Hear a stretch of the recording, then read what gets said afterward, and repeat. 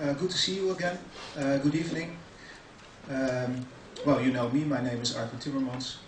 And I'm happy to have yet another interesting speaker tonight, Frans van Nispen, who is a colleague working at Erasmus University in Rotterdam in the area of economic governance, public budgeting, comparative studies of how government manage the economy, budgets in particular.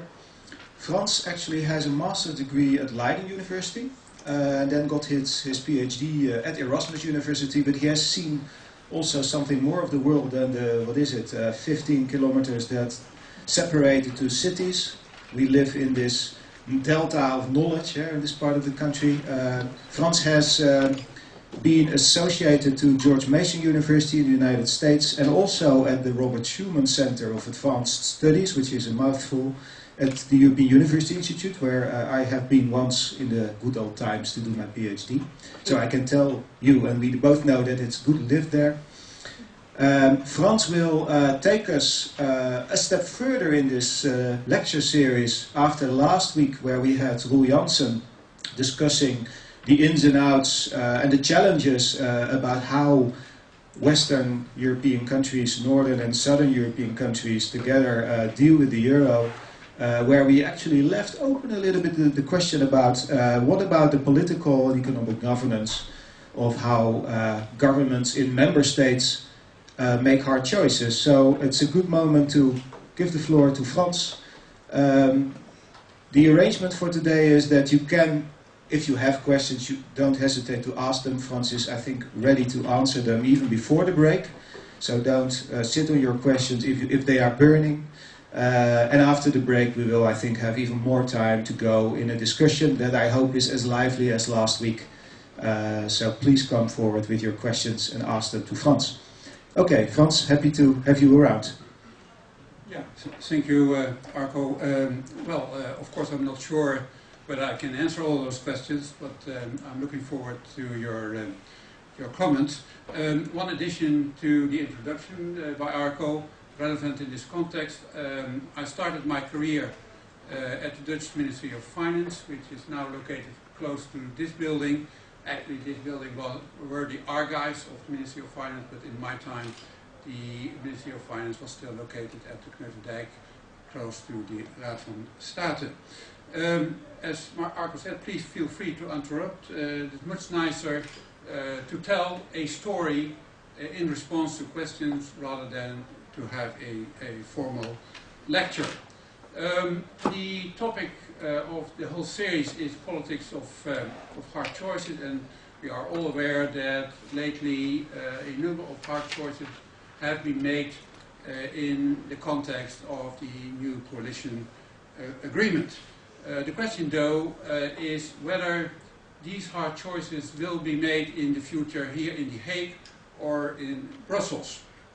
And therefore, we have to look into the new institutional architecture that recently has been established in Brussels in order to reinforce economic governance. At face value, you may say that there is almost an unprecedented transfer of sovereignty to the European institutions. A closer inspection, though, indicates that there is more under the sun and that the changes that have been made are more a matter of codification than modification, with the clear exception of the introduction of a mechanism to deal with macroeconomic imbalances, which is slightly beyond the scope of my talk tonight.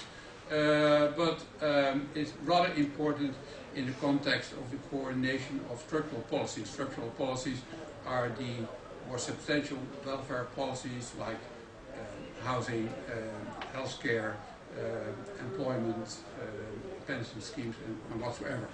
The focus in my talk will be on the other side of the coin, the fiscal policy or budgetary policy. What we may say that is something that is closely related to my background and can be considered a hobby horse. But on top of that, I think that this is the most appropriate avenue into a discussion about hard choices in the nearby future.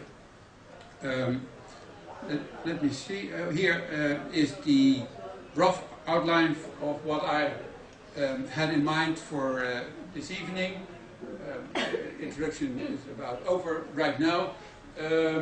I will say a few words about the sovereign debt crisis, arguing that the popular label Euro crisis is not appropriate.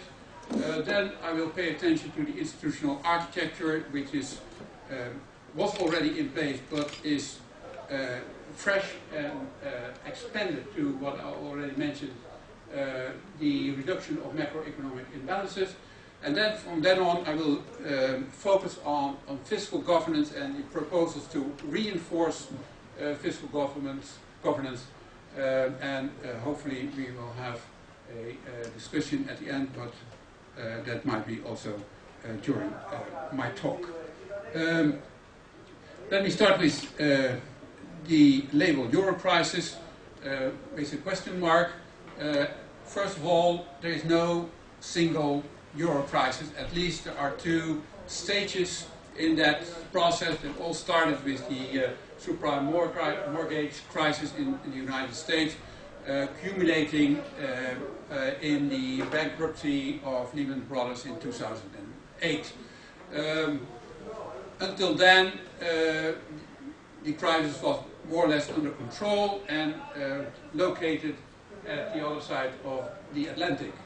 But soon banks became into trouble, and as a consequence of their position, also private organizations or organizations in the private sector suffered from the lack of supply of money for investment, and consequently we also faced unemployment figures going up. So the banking crisis turned into an economic crisis. I'm talking here about the real economy where we earn our salaries, but that was only the private sector, and the last stage of what is called Euro crisis can be labeled sovereign debt crisis and refers to the position of the European member states that try to support the organizations in the private sector that saw their public debt going up, and that was fostered or stimulated by the situation in Greece, which is distinct from all other European member states, because the main cause of the problems in Greece had to do with the fact that they played fraud, but it spread because most of the bonds of the Greek government were in the hands of other banks in Europe. So there was a risk that a bankruptcy of the Greek government would spread all over Europe. So the heads of state were more or less forced to step in and to come up with measures to help the Greek government. Again, this is distinct from other countries. You all know that this applies primarily to the Mediterranean countries like Spain, Italy, Portugal, but also Ireland. But their situation is distinct from the Greek case because of many reasons. For instance, if we look at the situation in Ireland, then you may say that this is primarily a housing bubble. The same applies to Spain. So that is more like the situation in the United States, where it all started with the mortgage crisis, than like the situation in Greece. When we look at the situation in Italy, that is distinct for another reason. Because even though the public debt in Italy is sky high, and has been always the case from the very start of the EMU in 1998, they have a public debt of more than 120%, and it is stable at that level.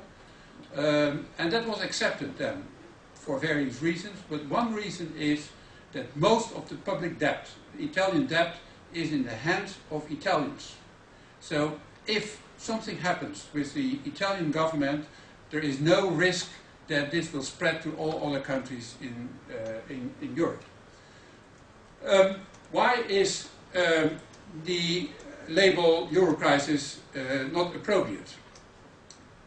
Well, when we look at the euro or a currency in general, you may say, or you can make a distinction between the internal value and the external value of a currency. The internal value refers to price stability or the reduction of inflation. The external value refers to the exchange rate. And when we look at the developments over time, and I'll start with the external value of the euro, then you see that the euro is maybe not stable, but it is very much under control. We are still doing well, relatively speaking, in comparison with the United States and the yen in Japan. So there is not much concern about the external value of the euro. Maybe you can even say that a lower exchange rate would be better for our exports. So there are arguments, especially in the context of the Mediterranean countries, to lower the exchange rate in order to foster productivity in the Mediterranean countries, so that they can catch up with Nordic countries in Europe. So there is no argument in the external value of the euro. The same applies basically for the internal value, and here we have to make a distinction between those countries that belong to the eurozone, that adopted the euro, and the countries which did not. But from the very start, you can see, looking at the figures, that countries that did not adopt the euro are behaving more or less accordingly. Accordingly means follow the policy that is pursued by the European Central Bank, because the countries in the eurozone transferred their responsibility for the monetary policy to the European Central Bank. It is a common monetary policy, and this policy is geared to an inflation rate of a maximum of 2%. Now, here you see the figures over time. They have been slightly on top of the 2% mark, with the exception of the start and a short period in 2010. But it is slightly above the 2% mark, but not that much of concern, especially not because there is a trade-off between the inflation rate on the one hand and on the other hand economic growth. This has also everything to do with the main instrument in the hands of the European Central Bank, which is the interest rate. And if you increase the interest rate in order to fight inflation, you also might damage economic growth, which is catching up a little bit nowadays in Europe. So they are very much afraid to be too rigid when it comes to the inflation mark. Again, there is not much argument to scrutinize the internal value of the euro. So euro crisis seems to be not so much appropriate as a label for the situation we are in, and therefore I will use sovereign debt price in the remaining of my talk. Here are some recent developments.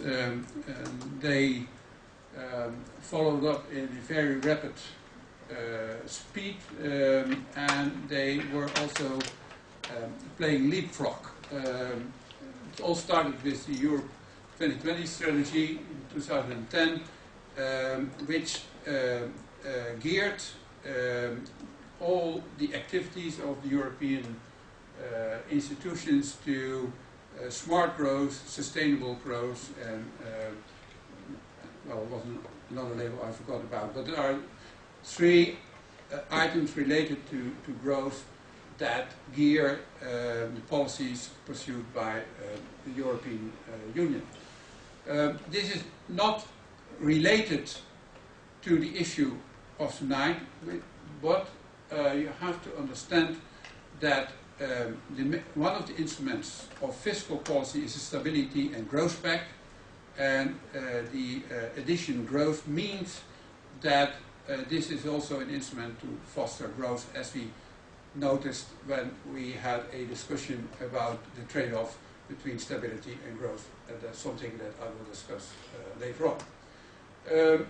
In 2010, a task force on economic governance was established, preceded by the new President of the European Council, and this task force came up with what is now called a European semester in the process of fiscal policy. And I would like to emphasize here that fiscal policy is still in the domain of the member states. When you look in the treaty of the functioning of the European Union, you find in one of the first few articles a list of competences that belong to the European Union as such, and some of these competences are shared by the European institutions and the member states. That is what the Germans are calling a competence catalogue.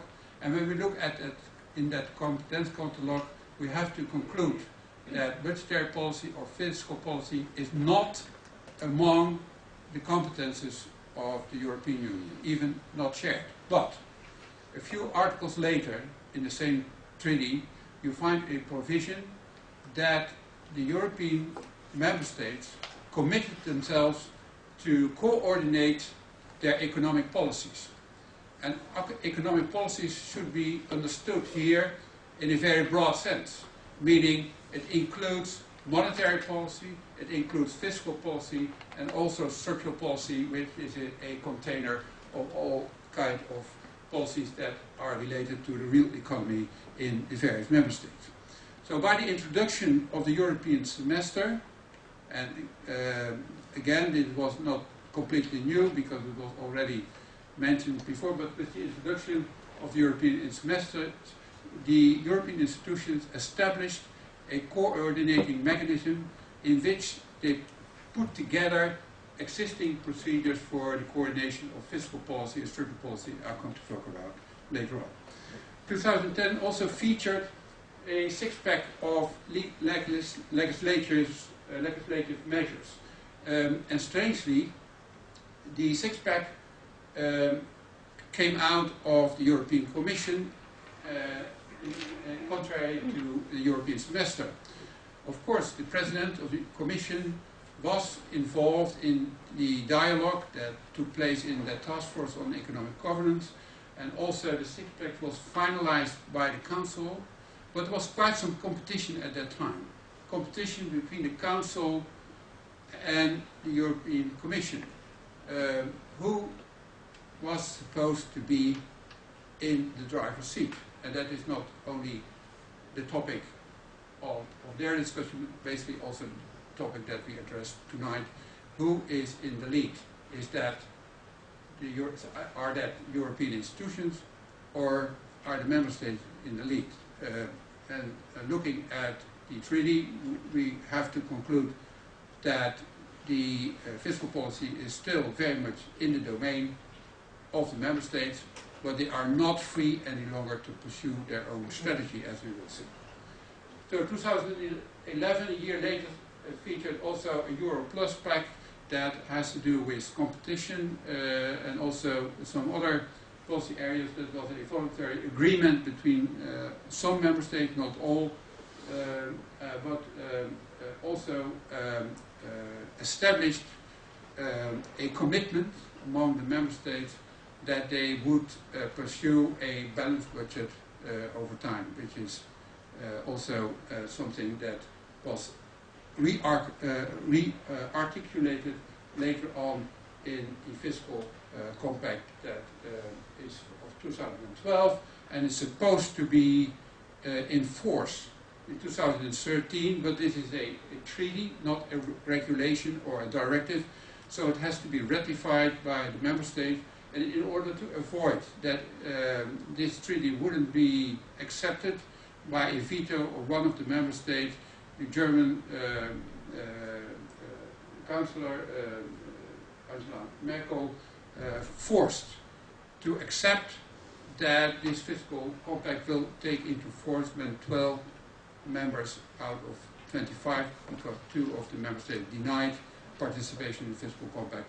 If 12 out of 25 agreed or ratified the fiscal compact. In between, we saw also the establishment of the rescue plan, the European Stability Mechanism, that is building on 2 previous instruments, European Financial Stability Fund and European Financial Stability Mechanism. These are in place at the moment, but that are temporary measures, and these will be turned in a permanent fund, the European Stability Mechanism, by 2013. And lately, the European Commission issued a proposal for a two-pact, which requires member states to align their budget procedures in such a way that they issue their plans in a very early stage, so that the European institutions are able to assess their plans and to come up with proposals, and not only that, because that was already in the European semester, but also when the draft budget proposal is at the table in Prinsjesdag, at that time the European Commission will get the right to assess whether their recommendations are followed or not, and if not, to step in and to force member states to change their plans before Parliament is completing its dialogue with the government about finalizing the budget. Here the institutional architecture as it was before these measures were launched. This is a very generic scheme, but might help you to understand what is at the table when we talk about economic governance in the European context. First of all, you can make a distinction between policy making and policy coordination.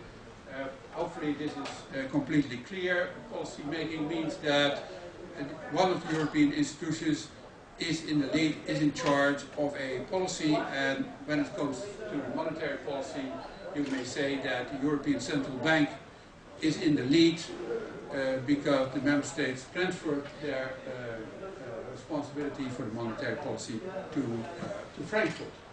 This is of course not true for those member states that do not belong to the Eurozone or to the EMU, but as I mentioned before, many of those countries simply follow a policy that is pursued by the European Central Bank with some deviation or sometimes with a time lag, but overall they pursue the same monetary policy. So you may argue that here in this field there is quite some convergence, not forced by European institutions, but as the outcome of a discussion that is taking place in the context of the European Central Bank. For your information, the European Central Bank is the executive board of a broader framework.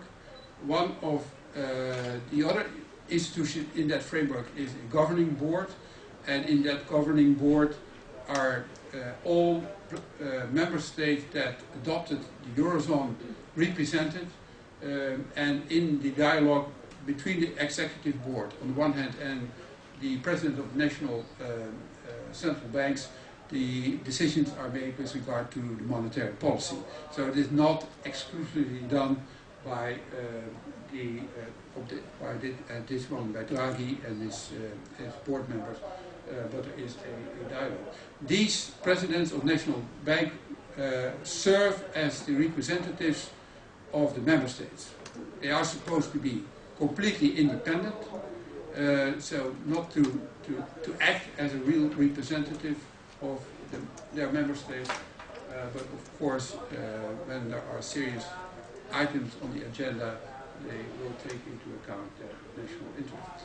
On top of that, there is also a general board in that context, and in the general board are all member states represented by their president of the central bank, meaning that a country that is not in the Eurozone is still having a say when it comes to the drafting or design of the monetary policy. The General Board has only an advisory role and not a decision-making role, so it is a bit more remote, but they know what is going on in Frankfurt, and of course will advise their governments to align their own monetary policies accordingly. So that is policy making. Then next to that we have policy coordination, and for long you could make a split between hard coordination and soft coordination. Example of hard coordination is fiscal policy that is coordinated primarily by the Stability and Growth Pact, and as you probably know, there is a possibility for the European institution to enforce recommendations by issuing sanctions if member states do not follow up on their recommendations. That's why we are talking about hard coordination. This is not true for structural policy. Again, unemployment, pensions, environment, innovation, because that is done primarily by the open coordination method. There is no enforcing mechanism involved in the open coordination method. You try to persuade the other party. They work with benchmarks. There is a dialogue. There is blaming and shaming, but no enforcing mechanism. Well, this framework is still very much alive, with one exception. I already mentioned that, and that is that the policy coordination of structural policy is expanded also to the reduction of macroeconomic imbalances. That might be a difference in economic growth, but it might also be competitiveness in the international context. This seems to be also soft coordination, and basically it still is, but in addition to the open coordination methods, they also established a mechanism that is very much alike the Stability and Growth Pact, in the sense that there is an enforcing mechanism. So it is somewhere in between hard and soft coordination. Okay, I'll focus now on fiscal policy. That's why in the previous chart those boxes were grey. That is the line of argumentation I follow in the remaining of my talk.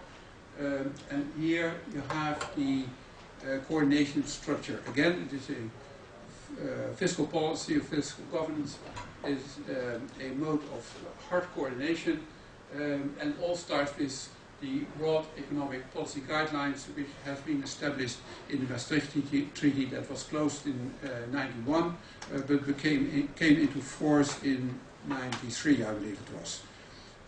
By the way, these broad economic policy guidelines, which are very generic, that are observations by the European institution in order to help to stimulate member states to deal with flaws in their economy related to that provision in the treaty that member states committed themselves to coordinate their policies. This was the main instrument started or launched in 93. Later on, these policy guidelines have become tailor-made. That happened to be the case in 2005 when we saw the first revision of the Stability and Growth Pact. I'm going to talk about that later on. And nowadays they are integrated with the employment guidelines, which are under another label, and in an effort to integrate all the instruments in an overall framework, which is basically what the European institutions did at the moment, they belong to the same family. Again, these guidelines were very generic and not very specific, even not the tailor-made guidelines, so there was not much impact of these recommendations. And on top of that, those recommendations are not binding, so member states are free to pursue their own strategy when it comes to fiscal policy. That changed with the reference, or it is changing with the reference value for the budget deficit and the public debt. These reference values belong to the criteria for participation in the EMU, which is also an outcome of the Maastricht Treaty, but the EMU came into force in '98 when the decision was made about participation of the then 15 member states in the EMU. And as you all know, Greece was denied at that moment because of the reason that they had a sky-high debt of more than 120%. And contrary to Italy, this debt was in the hands of banks in other countries. And 3 countries dropped out, or opted out as it is called, in the UK because of the economic cycle, which is distinct from the economic cycle at the continent. Sweden and Denmark because of the resistance of the population. They were not very fond and were required to hold a referendum. They were very much afraid that this would be a negative response, and so they decided to opt out. For your information, there is a difference between Denmark and Sweden, because when you look at the criteria for participation, that these are the 2 fiscal criteria, but in relation to that and related to the mission of the European Central Bank, inflation rate and interest rates also belong to the criteria for participation in the EU. Sweden is meeting all those criteria and is misusing one of the provisions that are preceding the application of the official criteria of the EU, meaning that the president of the National Central Bank are supposed to be completely independent, as also the president of the ECB. This is not the case in Sweden. The president of the National Central Bank is instrumental for the Minister of Finance. And in order to avoid that monetary policy is used for political reasons, election reasons, for instance, the presidents have to be completely independent. The Swedish government is using that argument informally for not to participate in the EU. When we look at their performance, they are performing according to the other member states that belong to the European, to the Eurozone. The reference values are set at 3% and 60% of GDP. There is an argument behind that. I don't want to go in, but it is important to emphasize here that EMU and also the Stability and Growth Pact belong to the treaty, but these reference values are not in the treaty. They are in the protocol that is attached to the treaty, but it is not in the treaty. That means that it is a lot easier to change those reference values if necessary. And that was at the table with the first reform in 2005. Many countries, especially Mediterranean countries, called for a revision of those reference values. That was denied by the Nordic countries, but as we will see, they had to pay a price for that concession. Stability and Growth Pact was issued in '97. Until then, I'm talking about the period in between Maastricht Treaty and '97, when we had the Amsterdam Treaty. In that period, the E of economic and monetary union was basically not existing. There was basically only a monetary policy in the make, because, as I said, the European Central Bank started to operate in '98, even though there was a predecessor, but they came into operation in '98. But there was no joint economic policy whatsoever.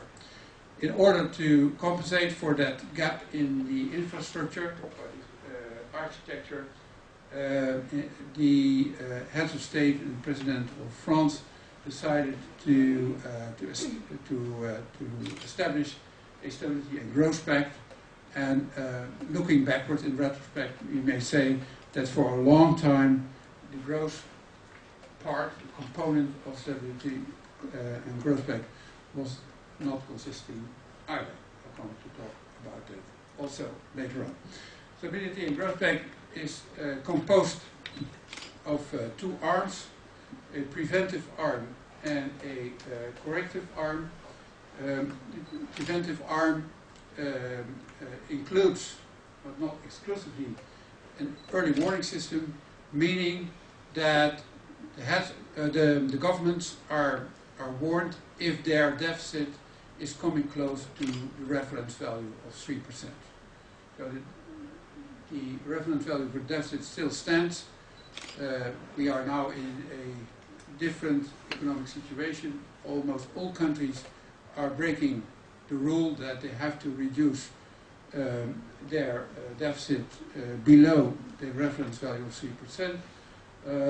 But it is the task of the European Commission to warn member states if they come close. That means, in practice, that when a country is running a deficit of 2% of GDP, then the European Commission will launch a dialogue with the member state and the Council of Ministers, and this dialogue may accumulate into a recommendation issued by the Council that requires that the member state is reducing its deficit below the reference value.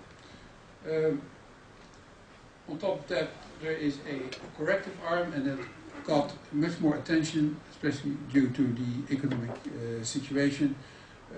That is the excessive deficit procedure. That is can be found in the treaty in Article 126. By the way, the European Union is basically a rule-based institution, meaning that every action that is taken refers to a provision in the treaty.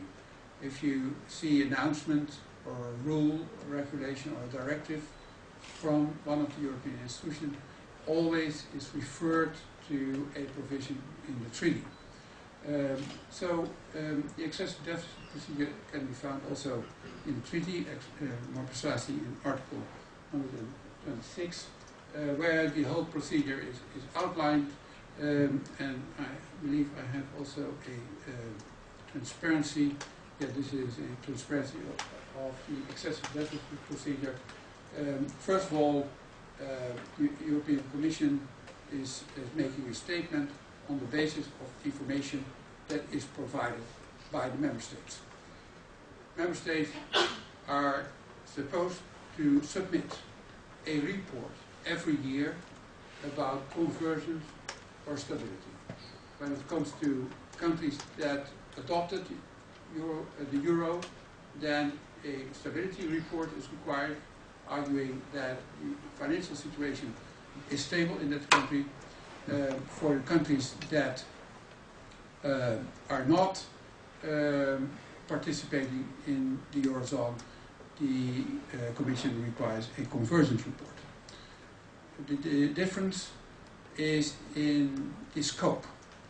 As member states that do not participate in the eurozone pursue their own monetary policy, they have to provide information about their performance in terms of monetary policy, meaning inflation rate, interest rate. This is not longer the case for the countries that participate in the Eurozone, because inflation rate and interest rate is dealt with by the European Central Bank. That information is available for all member states in the Eurozone, so they can simply stick to information about the budget deficit, the debt, but also their reforms in the context of the structural policy. That is something that is further articulated in the European semester, as we will see.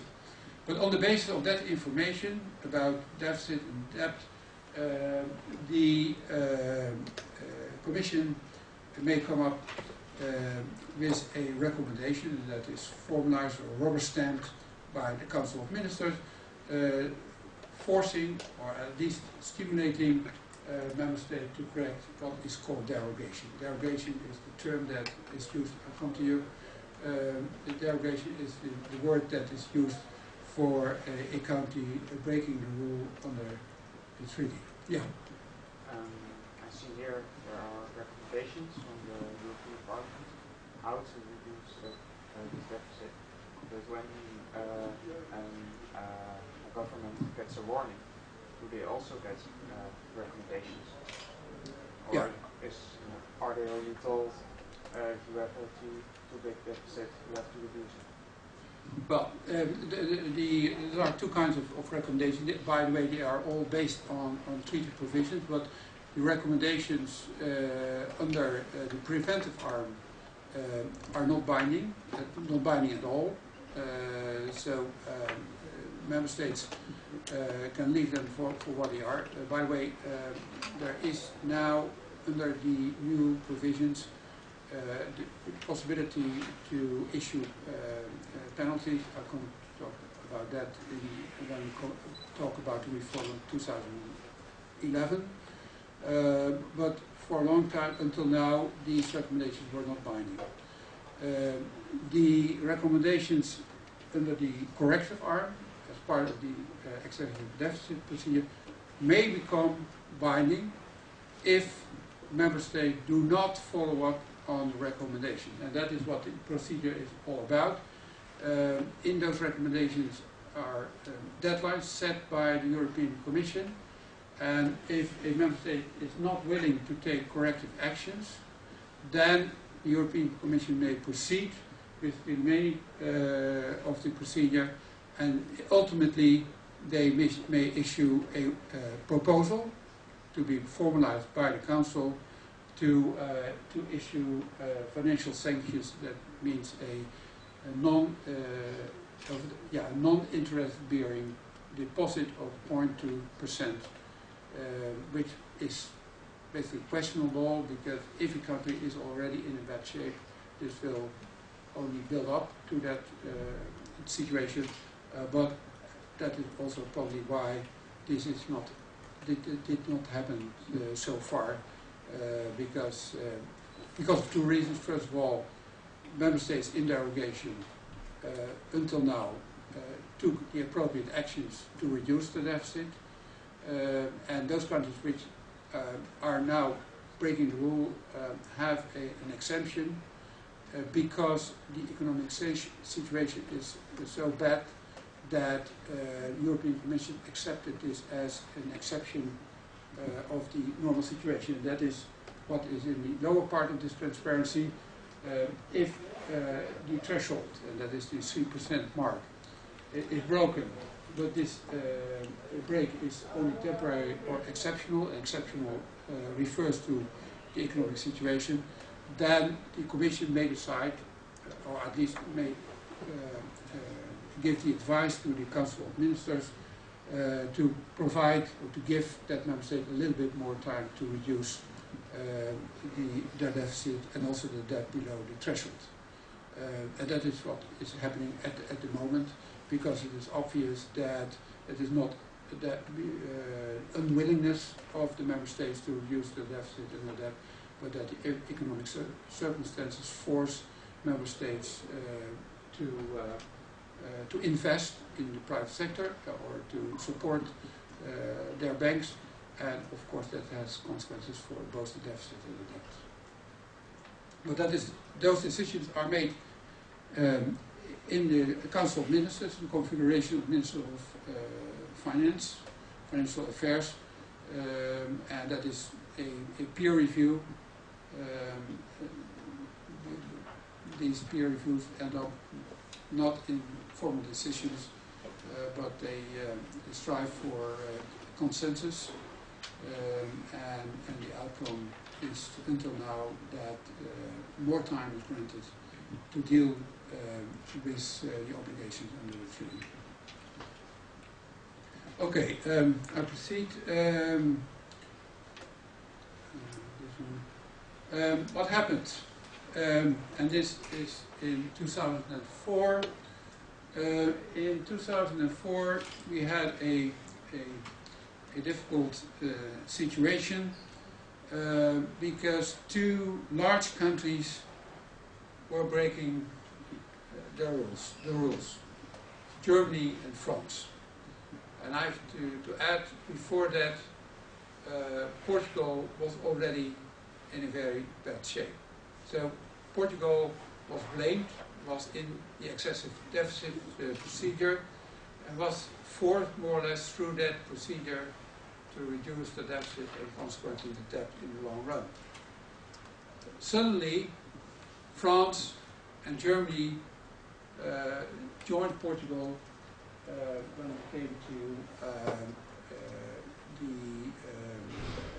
well, in breaking the rules, meaning especially the deficit of 3%, for different reasons. France, because there were elections coming up, so they were not very inclined to reduce the deficit. To the contrary, they issued investments, they issued tax reliefs.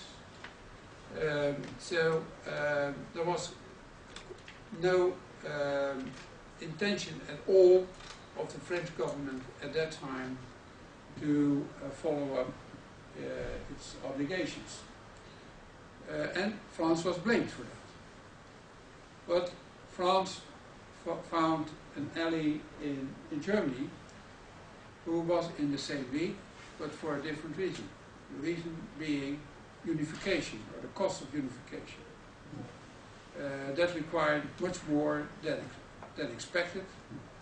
And at the moment that the ministers of finance were gathering in Luxembourg to talk about the consequences of the financial crisis at that moment, Sarkozy and Merkel met in Deauville and they struck a deal. A deal in which the provisions of the Stability and Growth Pact were stalled for a while, meaning that those two countries, being in charge of most of the European integration process, simply denied their obligations. Of course, they couldn't force Portugal anymore to follow up their duties. So that has put the Stability and Growth Pact at risk. That triggered a discussion, especially among those countries that were doing their best to meet these reference values. They went to court, and the European Court issued a ruling saying that the agreement that has been made by those two people was illegal, and that the European Council had to come up with a new provision with regard to the excessive deficit procedure related to those countries. In the end, they decided not to penalize France and Germany, but instead to revise the Stability and Growth Pact.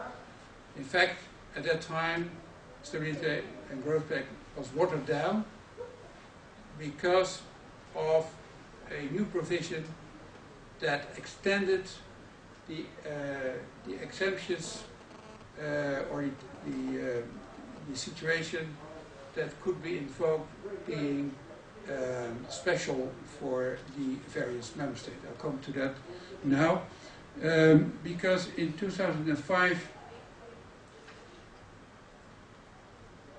we featured a more tailor-made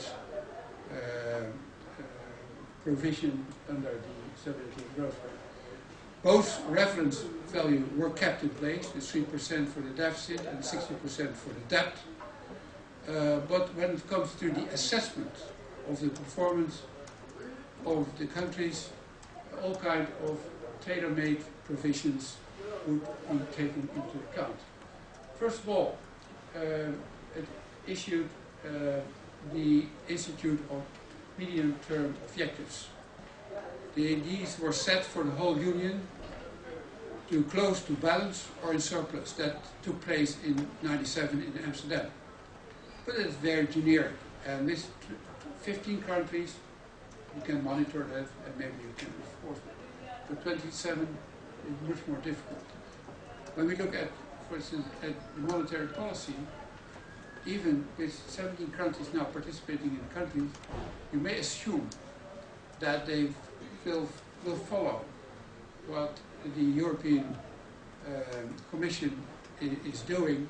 But when we look at the outcome of that common monetary policy, we see that inflation is different in many countries. There is a wide variety when it comes to inflation over the Eurozone. The same applies for the economy in a more broader sense. When we look at, for instance, employment rates, then in Spain we have an unemployment topping 20%, and when we talk about the younger generation, even more than that, whereas here in the Netherlands it is about 5%. So there is a wide variety, and you may assume that countries are alike, but that is not the case. That is not quite visible, but it's also in terms of the local situation of the economy. So that very generic medium-term objective for the whole Union, balanced budget or in surplus, was made tailor-made. And that means that every member state nowadays has its own medium-term objective that is distinct from one country to another country, related to the situation of the economy in that specific country. That induced a switch away from what is called the balanced budget, that is the 3% mark, or budget deficit as we call it normally, to what is called the structural policy balance. The difference between the two has to do with the economic cycle. Structural balance or budget deficit is the balanced budget corrected or adjusted for the cycle. So in times of growth, you may expect that the budget is in balance or in surplus, and then the structural balance is lower than the actual balance. In times of austerity, it's exactly the opposite, as we will see. More attention is given to the level of debt. The debt, by the way, is from the very start on equal footing as the budget deficit, that is the 60% mark. But it is not enforced, contrary to the deficit. The excessive deficit procedure is almost exclusively geared to a reduction of the deficit, not of the debt. That will change soon, because that is one of the revisions under the Reform and Stability and Growth Pact in 2011, but it was more or less a debt level. But it makes sense to take the level into account. It is quite a difference if you are running a deficit of, let's say, budget deficit of 4%, when your debt is at 50% below the mark of the public debt, than when you are running a debt of 120% like Italy and Greece.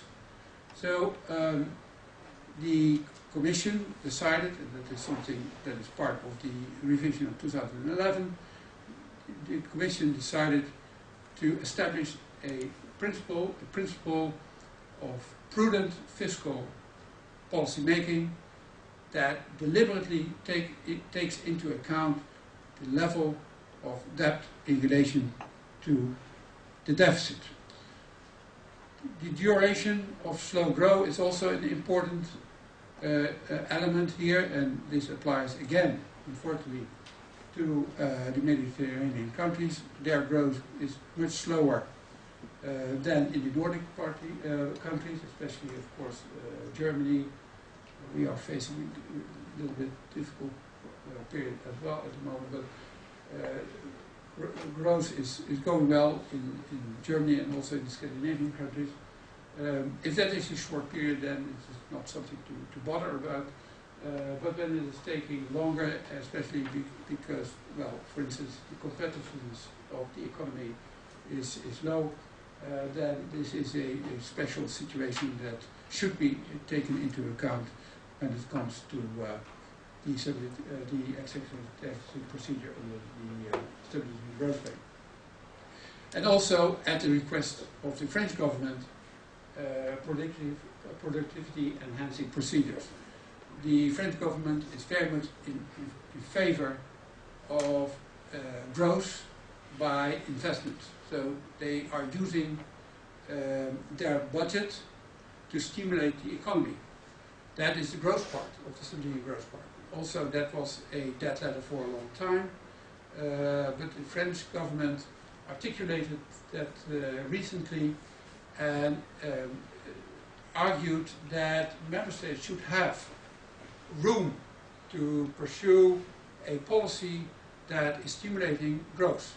Why is that so important? That is important because of the fact that both the reference value for the deficit and the debt are measured as a ratio of gross domestic product. So that is the common denominator. And if the economy is recovering, then the deficit will simply disappear as snow under the sun. The deficit is measured in terms of revenues and expenditures. That is the denominator, and the denominator is economic growth as measured as gross domestic product. So it makes sense to foster economy, but that is a long-term strategy. And the European institutions were simply not willing to accept such a long time to attain the reference values of the deficit and the debt. So they were not very much in favor of the French policy, but due to power politics, the French government succeeded to get that also on the list of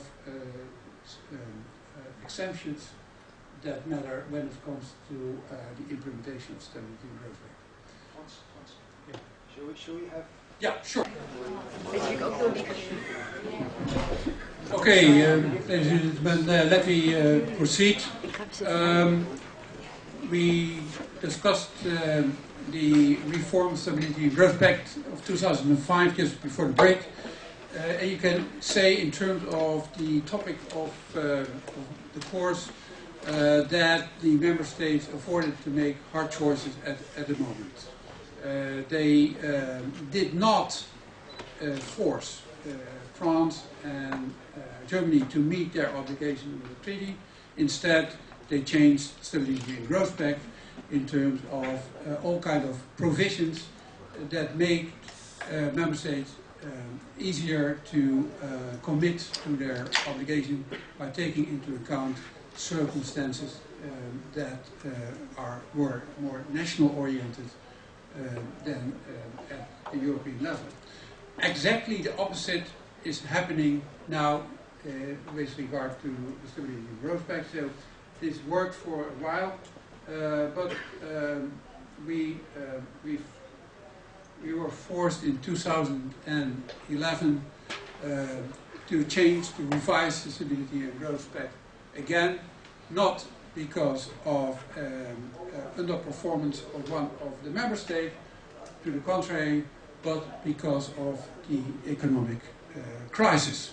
It turned out that the Stability and Growth Pact, as revised in 2005, was not longer appropriate, and that we needed a more stricter Stability and Growth Pact to force member states to deal with the economic situation and more precisely government with their financial policy.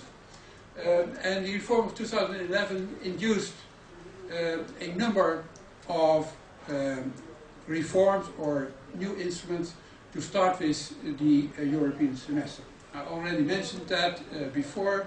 This came out of a task force on economic governance chaired by the President Van Rompuy of the European Council, and to give you an impression of what the task force on economic governance did, they articulated 5 very generic objectives to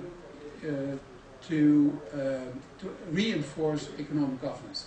First of all, a deepening and broadening of policy coordination. And before the break, we saw that in the field of fiscal policy we had hard coordination, but there was also soft coordination in the field of structural policies.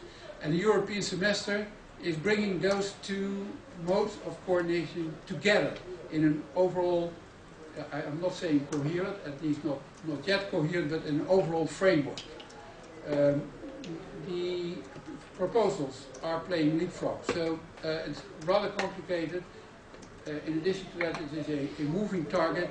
Next week there might be another proposal, and it's very difficult to link each proposal to each other. So, deepening and broadening of the coordination was seen as a necessary requirement to deal with the economic situation in the European Union.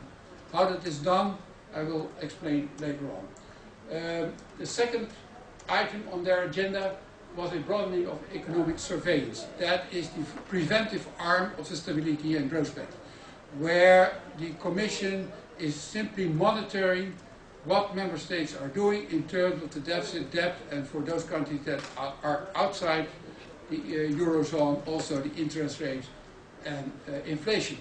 That is done, again, on the basis of reports submitted by the member states for convergence and stability. And as we will see, European semester changed the timetable for the submission. I will show that after I completed this list. Fiscal policy or fiscal discipline was seen as a flaw under the Stability and Growth Pact. That is a direct reference to the watering down of the Stability and Growth Pact in 2005. It has been made tailor-made, but as a consequence, discipline was suffering, and the Commission or the task force came to the conclusion that a reinforcement of discipline was needed to attain fiscal consolidation. Fiscal consolidation means a deficit below 3% and a public debt below 60%. Not many member states are meeting that target at the moment, but that is the target that is set as part of the stability reports and convergence report. I will show you a graph on that in a short period. Institutions should be strengthened. Not so much the European Commission, of course. The outcome of this whole exercise is that the Commission is getting stronger. But when we look at the developments in Europe at the moment, we see that the European Council is in the driver's seat. And the European Council is composed of representatives of the member states, basically the heads of state and president of France. So that is an intergovernmental body. We see a shift away from supranationalism to intergovernmentalism. But strangely, the outcome of that, the decisions made by the European Council, are a reinforcement of the European Commission. Reinforcement of the European Commission vis-à-vis the member states.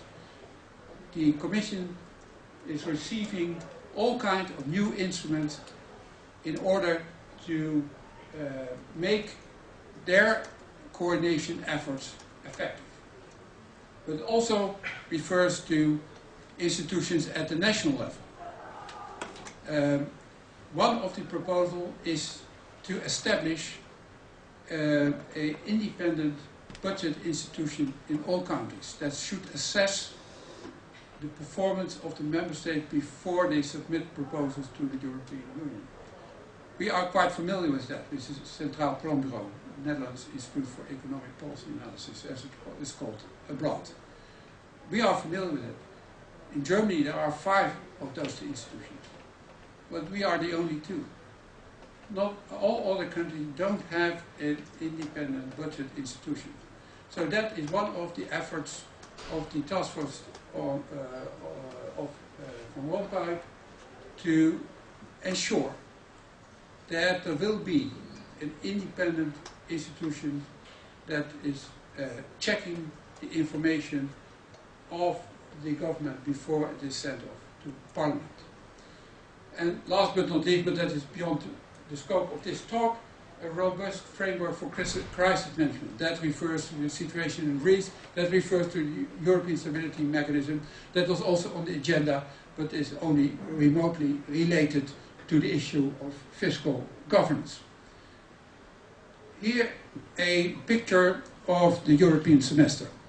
And this is only a picture, but it is reflecting a very important change in the way European institutions operate versus the member states. As you can see here, it starts with the annual growth survey. So that is basically an assessment of the growth potential of all member states. That is put together in an overall framework to get an impression of how economic situation is in the Union. But it starts there. That means that member states have to provide information already before the Christmas break. But that is not so important because there were already estimates with regard to economic governance. What is important is that here adoption takes place of national reform plans and stability and conversion programs. I was already talking about the latter. These convergence report and stability reports were due in the fall until now. The European semester simply changed the timetable for the submission of those reports. Why? Because it enables the Commission to analyze the stability and convergence report before the budget is sent to national parliaments. And what they are doing, they provide policy guidance, say recommendations, very generic recommendation, not binding recommendation, but they are very hard to deny or to ignore. So the Commission steps in the national fiscal policy process, the negotiations that take place in the spring, by providing advice how to deal with budget plan for the coming fiscal year. That is at a very generic level. They are not very precise, but again, hard to ignore. So they will be taken into account in the drafting and the negotiations about budget for next year. This seems to be more or less paperwork, but in practice, this is a very important step in the direction of a stronger European Union in the field of fiscal policy. And that is in contrast with what we discussed before the break. Fiscal policy still is a exclusive responsibility of the member states. That is no longer the case. It was not the case because of the reference value, etc., and stability and growth pact we had already. But now the Commission has an official title to assess plans that are made by the member states. On top of that, the Commission came out with 2 packages. We'll come to that. 2 packages called the 6-pack and the 2-pack. The 6-pack is already adopted in December 2011 and is establishing all kinds of new instruments I come to talk about now, but the 2-pack is still pending. But I would like to articulate right now that one of the provisions of the 2-pack is that the timetable of the national fiscal policy is aligned, meaning that, let me go back, that these reports should be submitted in the spring on April 15. And that is applicable to all countries. They have to deliver at that moment, and that means that the Commission is much more in control of fiscal processes in the member state than previously has been the case. Okay, here a short, very brief overview of the reforms of 2011, and again, this is exactly the opposite of what happened in 2005. We have a more rigid stability and growth pact now due to these reforms. The framework as such is still in place. There is still a preventive arm and a corrective arm. But in the preventive arm, we saw at least one important change, and that is the establishment of the principle of prudent fiscal policy making. I have a transparency on that. And here you see what that means. That means that the growth rate of public expenditure, government expenditures, may not exceed the growth rate of GDP or economic growth. And that is true for all those member states that already attained their medium-term objective. For the countries that did not, there is a separate formula, and that means that the rate of growth of expenditures is below the growth rate of the economy. This is related to goal attainment, and again, goal attainment refers to the medium-term objectives.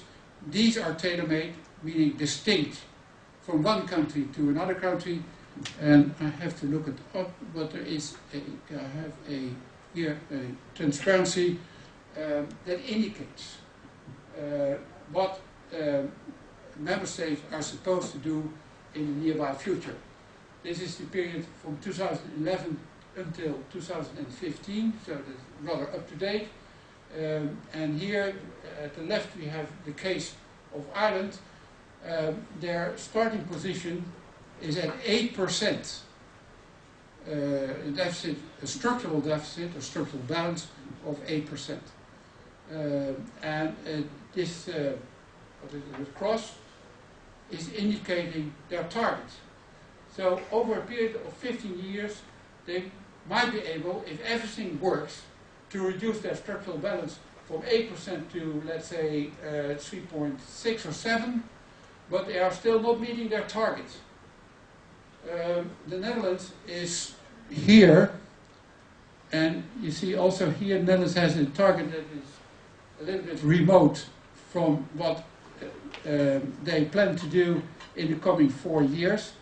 But when we look at the outcome, then the outcome of the Dutch efforts will be about 2% structural balance, which is still too much, because the target for all member states is to have a balanced budget, or a balanced budget in surplus that is close to a balanced budget. but we are moving in the right direction. Okay, let's proceed then with the reforms. Corrective arm, and I mentioned it already before the break, featured a benchmark for the public debt. The public debt was for a long time a debt ladder, and benchmark can you find in between brackets. It is a bit technical, so I leave it for what it is, also watching the clock. These were the main reforms in preventive and the corrective arm, but we also featured timely sanctions. The excessive deficit procedure that we discussed before the break could end up in sanctions, but only at the end of the process. So you had to make all the steps before the Commission could issue sanctions, and that had to be formalized by the Council by qualified majority voting. And of course, that was used by the Member States, formally or informally, to avoid those decisions. Nowadays, sanctions can be issued in a very early stage in the process, not only in the corrective arm, but also in the preventive arm. That is a new element. If a country has got a early warning that there was a risk that it would break the rules, and there is no follow-up by that country, or to the contrary, country is, for instance, issuing tax releases or whatsoever, then the Commission may issue sanctions. Again, they should be formalized by the Council, but the sanctions might be a non-interest, an interest-bearing deposit of 0.2%. Until now, the Commission could, or the Council could only make recommendations public, blaming and shaming, as is common also in the open coordination method. But now, the Council has a sanction in the preventive arm as well. And there is reverse majority voting. Until now, decisions were made by qualified majority voting, meaning that a decision could be blocked by a minority of, say, 5 or 6 countries. Now, it is accepted that a proposal is approved until a majority is voting against the issuing of sanctions, and that should be done in a period of 14 days. If that period lapses, then Member States have no say any longer and becomes a recommendation, a rule. So these are two very important changes in the Stability and Growth Pact that makes Stability and Growth Pact a much more powerful mode of coordination. What did not happen are these two things. No automatic sanctions. That was the original proposal by the Commission. That was also something that was supported by the Dutch government, by the German government. That did not happen. There was a lot of resistance from the Mediterranean countries. So we are now talking about semi-automatic sanctions, meaning through the situation that I referred to, that they have 2 weeks to resist to a sanction. Also, what not happened, but is still very much at the drawing table, no budget authority, a European Minister of Finance. That was also one of the proposals. This was denied at that moment, but this decision is not conclusive. So there is a fair chance that this will come up later. I proceed very briefly with the another part of the six-pack. Six-pack was consisting of 5 regulations and 1 directive. 2 of those regulations dealt with macroeconomic imbalances, 3 with fiscal or budgetary policy, and also a directive. The distinction between a resolution and a directive is that directives have to be translated in national laws and regulations. So it's up to the member states to transpose those directives in national laws.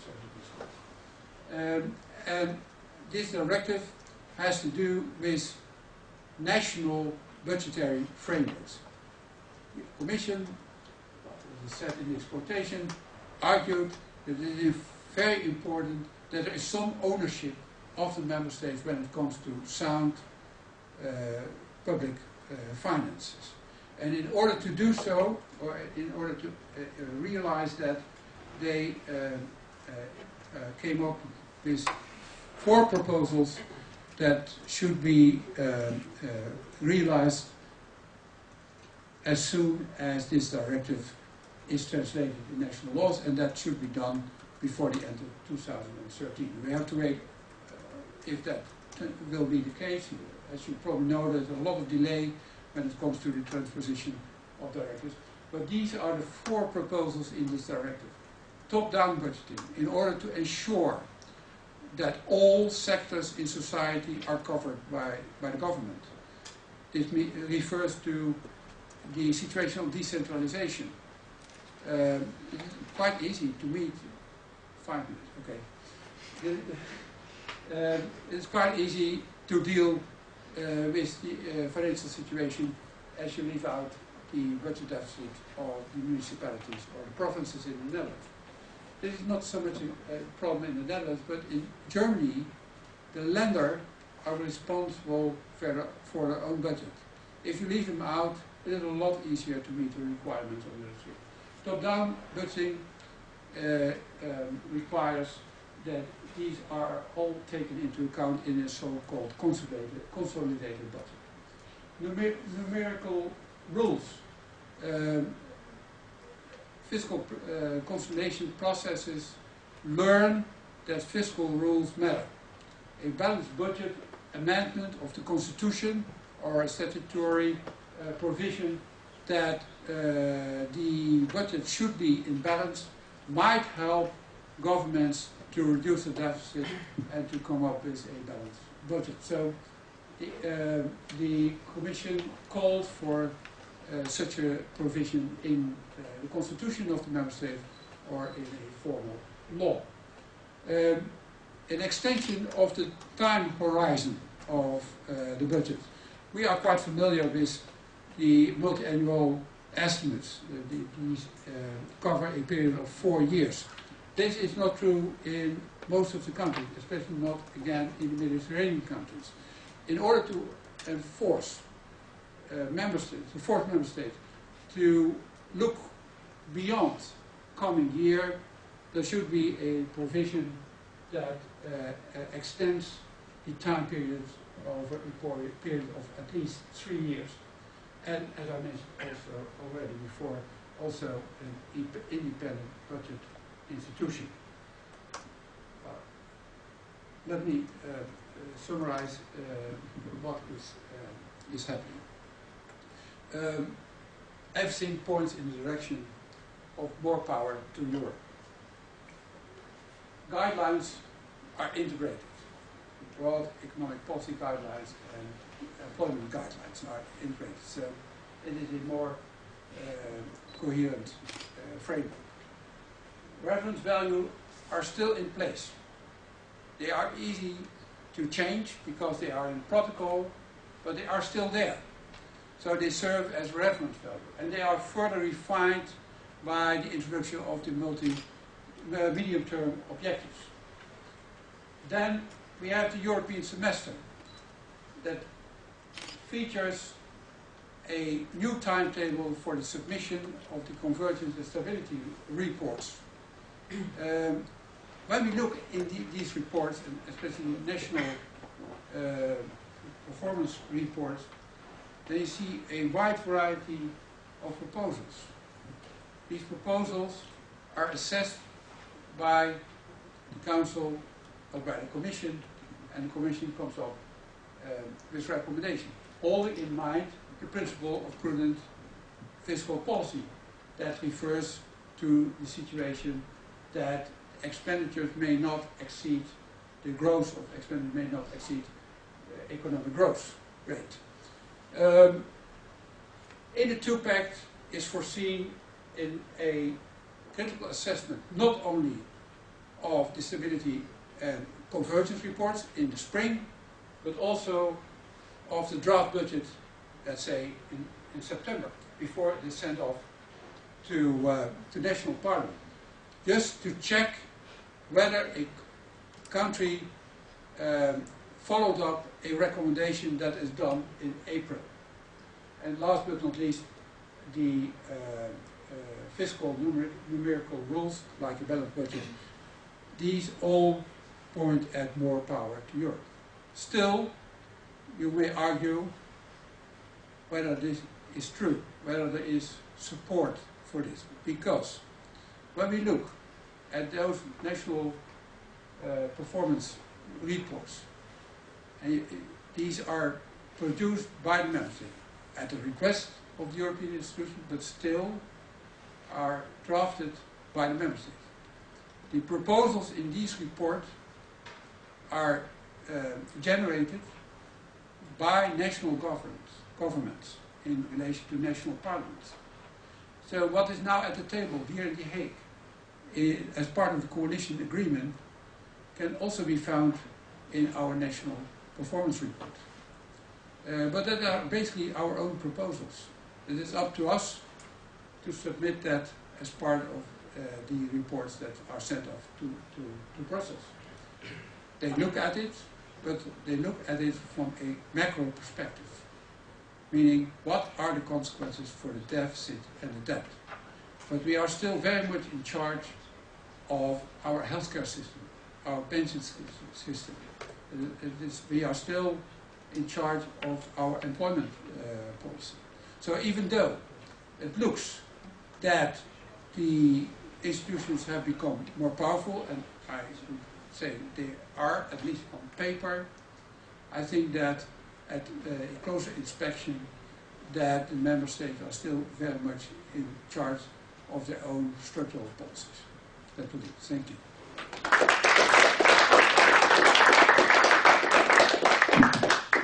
I think that we should have a discussion right now. So are there any questions? Challenges.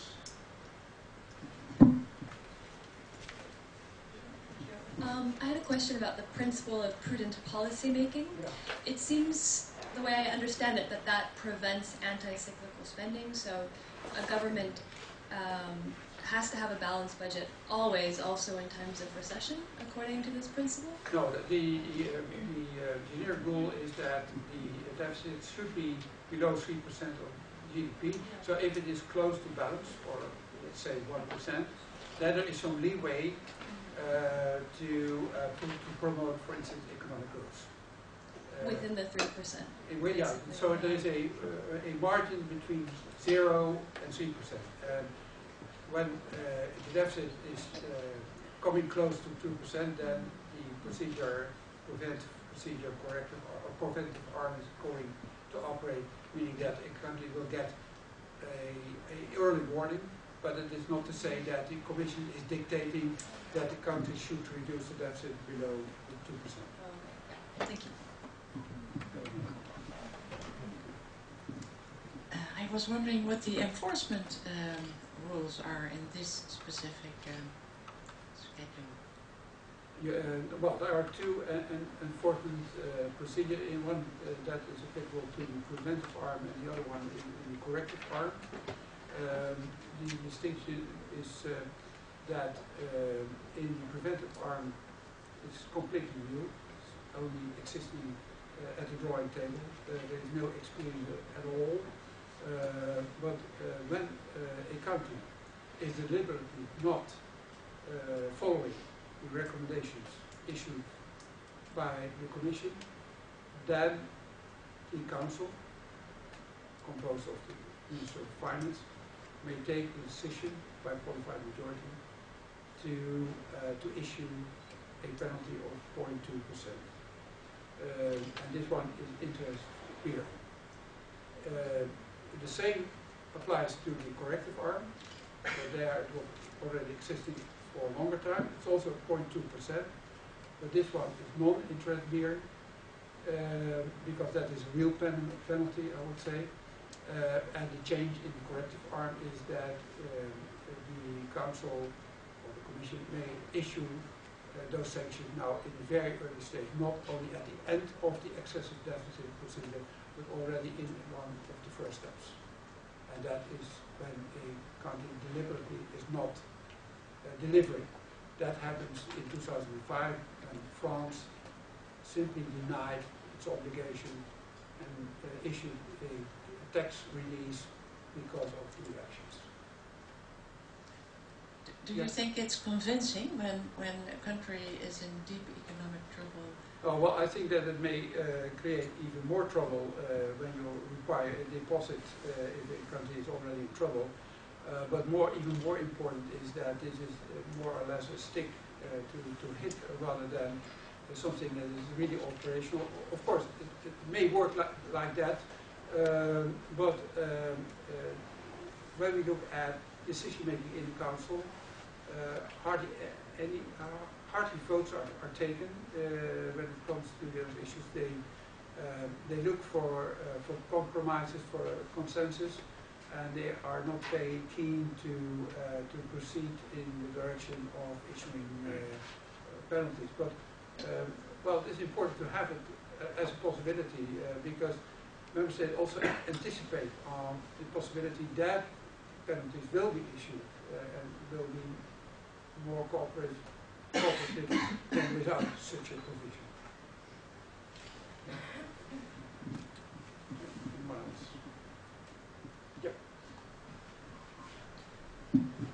We see that in the proposals of the Van Rompuy, or at least part of his ideas and proposals, contain the idea of a euro fiscal capacity, so to have an extra additional budget, euro budget, or additional budget to the EU or to the euro member states, which could be helpful for member states that are experiencing economic crisis or have extreme high percent rates of employment, unemployment, etc.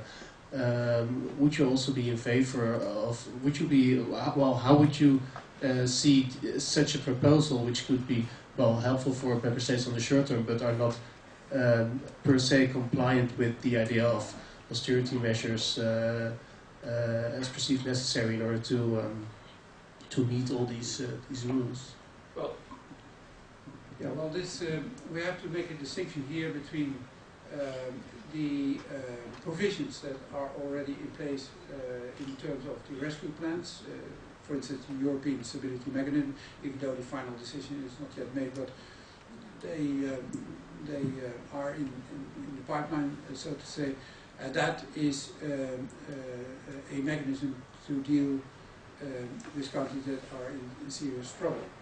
The other issue is whether we should use the European budget, it's a slightly different topic, but the European budget, in order to foster economic growth and employment in countries that are lagging behind.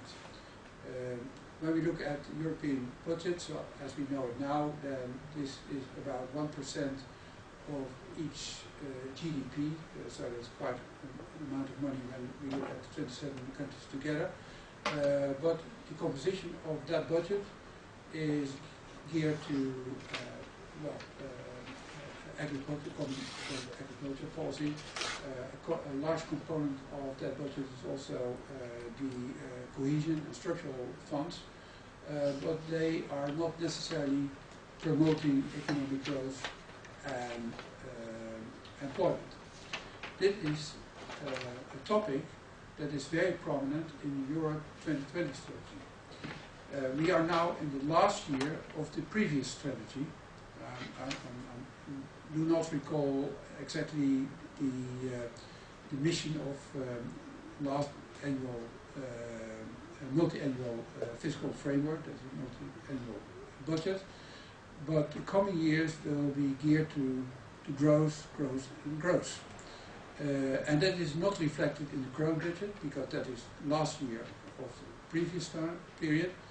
And there is a discussion going on right now, whether we should reallocate the budget or even provide more money from the member states to the European institution to promote economic growth in those countries that are lagging behind, because that will help them to recover and to catch up with the development in the Nordic countries of the European Union. Of course, countries like France and also Mediterranean countries in Central Eastern Europe are very, very much in favor of that. But in other countries are very much against such a proposal. They are even calling for a stricter European budget, with the argument that now member states have to cut back, have to save in their home country. They can't afford to spend more money on priorities of the European Union, and which are not beneficial for ourselves. So it would require, for instance, that the Netherlands would provide 1.5%, let's say 1.5% of our gross domestic product to Brussels. That is creating room for Brussels to promote growth investments in Bulgaria, Romania, what have you. And this is not very beneficial for the Dutch economy. Of course, we can apply for tenders. There's one case in Romania. They are going to build a harbour, and this tender is won by a Dutch company, so in that regard it is beneficial for the Netherlands. But in most cases, the priorities are not in favor of the Netherlands. So that's why we are not very keen to invest in an effort like that.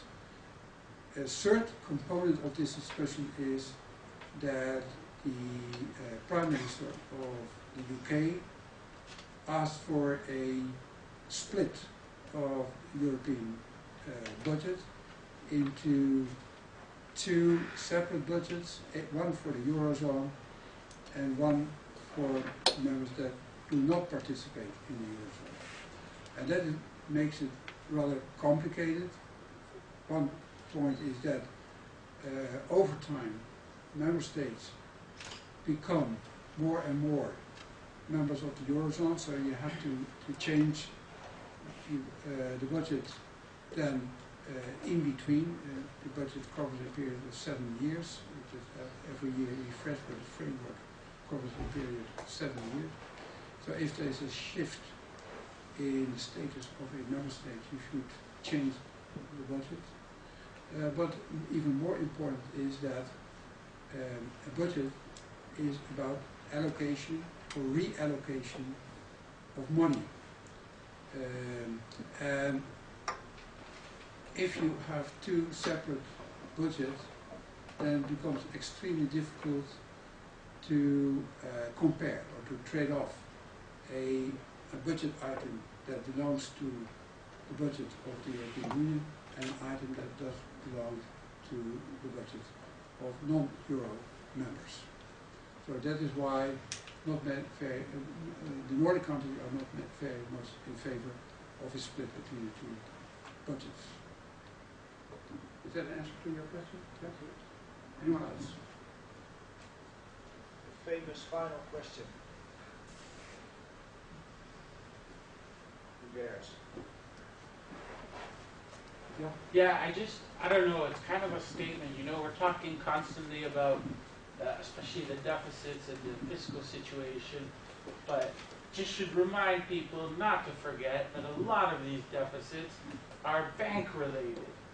And, you know, the public is paying now through its taxes for reckless, irresponsible behavior of banks and bond traders and so on. And, you know, they caused the crisis in the first place, and the public is paying for it. Well, I see a really post hoc ergo propter hoc logic here. They are, you know, cause and effect. It seems to be extremely confused in the discussion about what the possible solutions to the crisis are.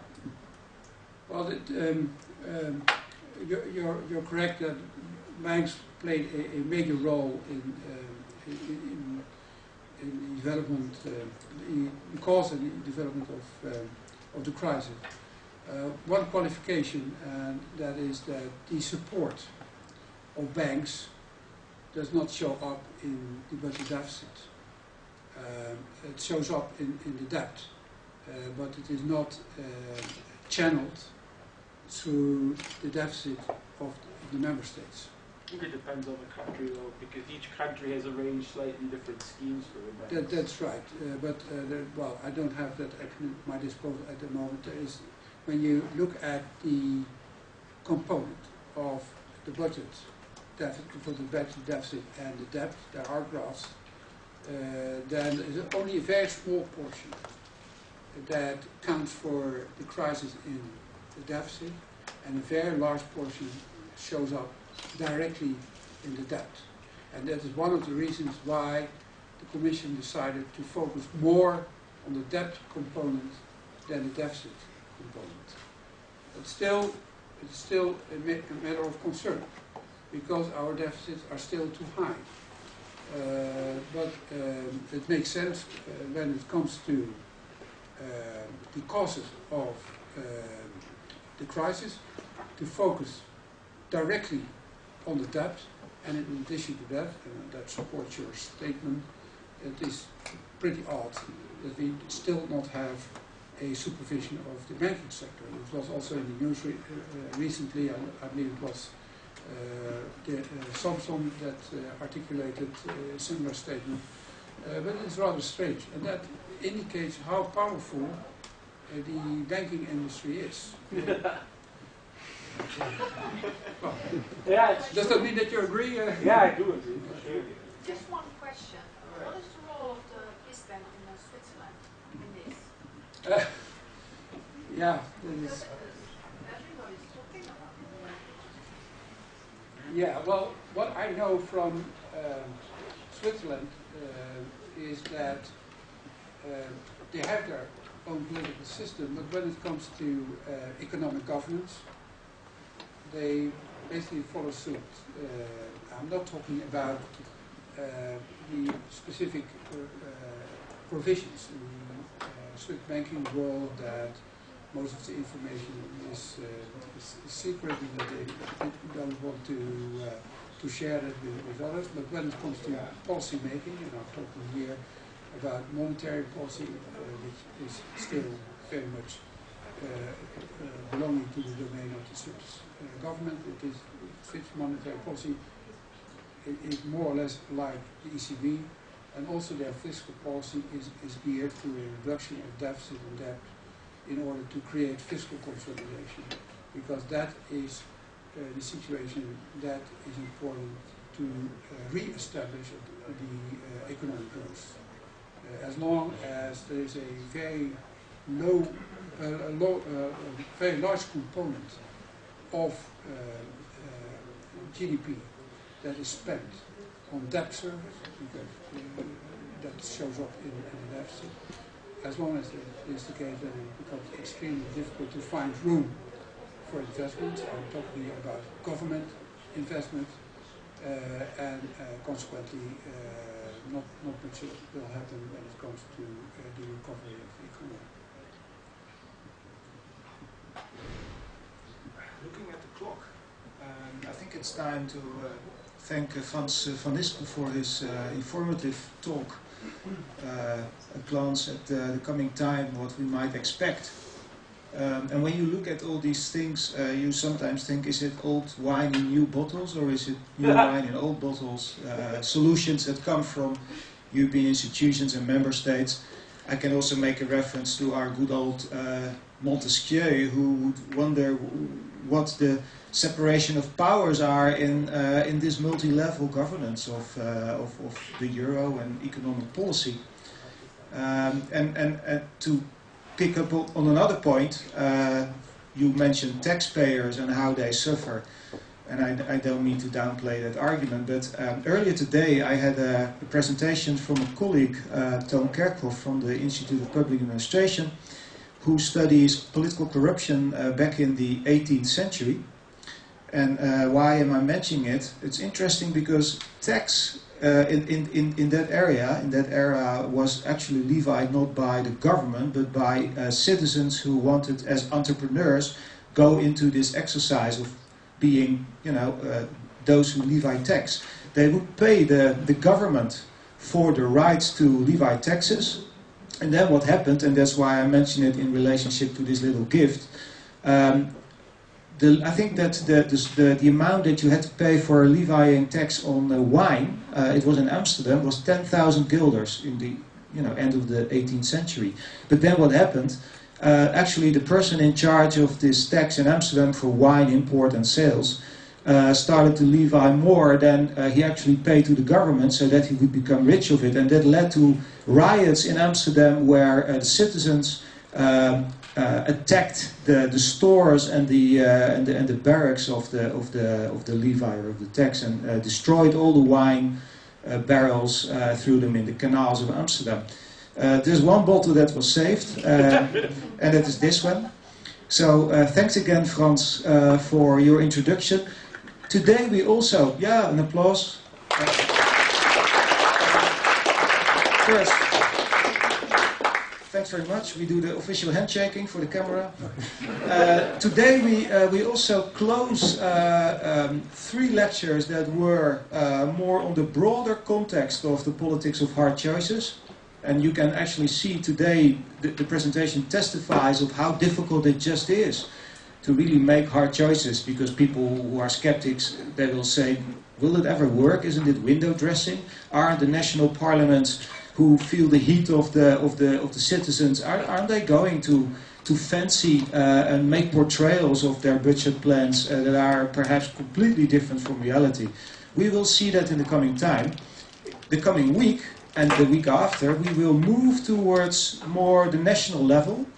Next week, Corina Hendricks, who works for a Scientific Institute of a Political Party, she will introduce the party herself, is going to look at how well, or perhaps how badly, our Dutch system of consensus politics is able to actually produce hard choices. She will take a look into the history, and she will end in the present time where, as you may have read in the newspapers, Dutch consensus democracy is being revitalized. Political parties realize that they need to negotiate with the stakeholders in the worlds of employment that you just mentioned, and pensions. And then after that, there will be a link towards Germany, which is our bigger brother, as we all know, also looking at how well the politics of hard choices, in this broader context actually, how it works in our domestic setting. So I hope that will bring you in another area of this series. Thanks again for your attention. If there's any questions beyond today, substantive or procedural, just ask us. So thanks again, have a good trip home. Have a good dinner if you still have to have that. Have a good glass of wine to let this sink all. And we'll see each other next week. Bye-bye.